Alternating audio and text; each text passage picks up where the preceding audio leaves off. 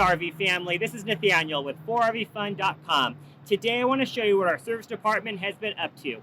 We're working on a 2005 Fleetwood Jamboree. This customer came to us with a problem. He wants to run his coffee pot in the morning when he's dry camping without having to turn on his generator and waking up his neighbors. So we came up with a solution for him. What we did is we installed 4 100 amp hour Renogy lithium batteries. These batteries come equipped with a BMS system that will monitor the battery and make sure they're not overcharged or over discharged.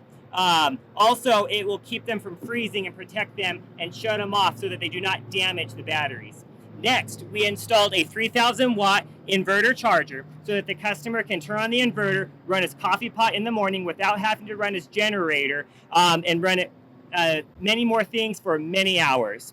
It is also a charger that'll charge the battery when he's running his generator or hooked up to shoreline so the customer can keep his batteries nice and charged.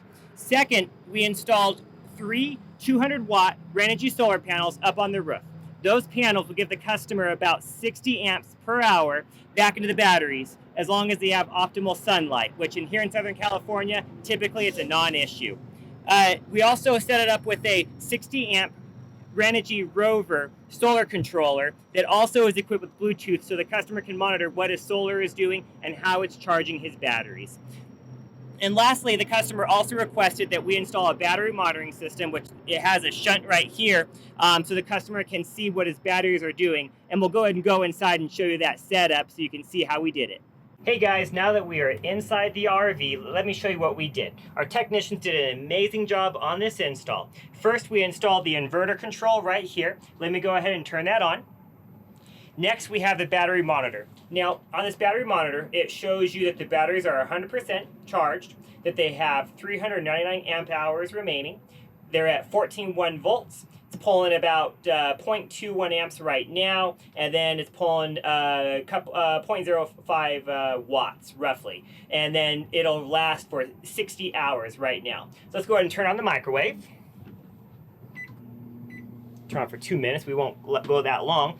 But now it's going to adjust. Right now it's shown it's now pulling 149 amps. It's going to adjust down. You can see the hours adjusting down. Now it's showing 26. It'll end about 2 to 3 hours run time roughly. Nobody's going to run their microwave for 2 or 3 hours. So this will work perfectly for the customer. He'll be able to run that coffee pot and many more things, and it'll be set up for him and work exactly how he wants it to.